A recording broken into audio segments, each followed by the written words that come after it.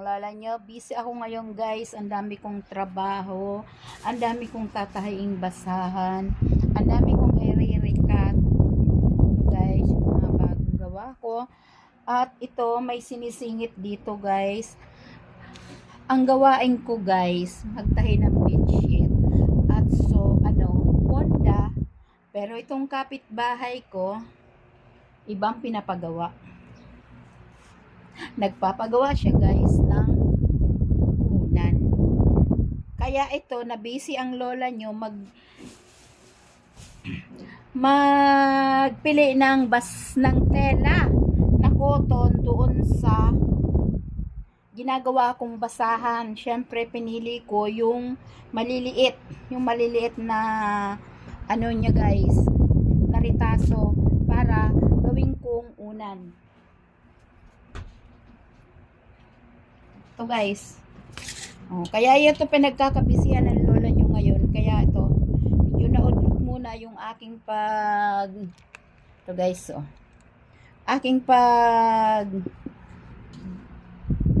salansan ng basahan. Pinili ko kasi muna yung mga ganitong tela kung maliliit doon sa cotton.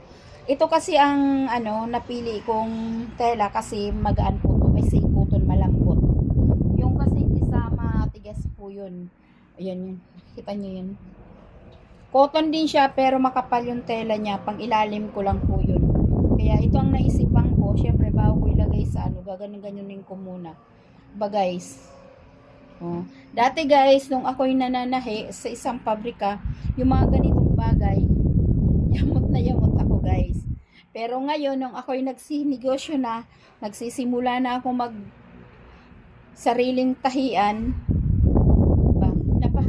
ngayon ko na mahalaga pala ang bawat ritaso. Dahil, kahit sa konting kita, abay may iipon din yan guys.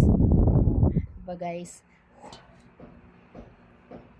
Kaya ito na pag-ipon-ipon ko yung mga ritasong ganito. At ito, syempre, gagawan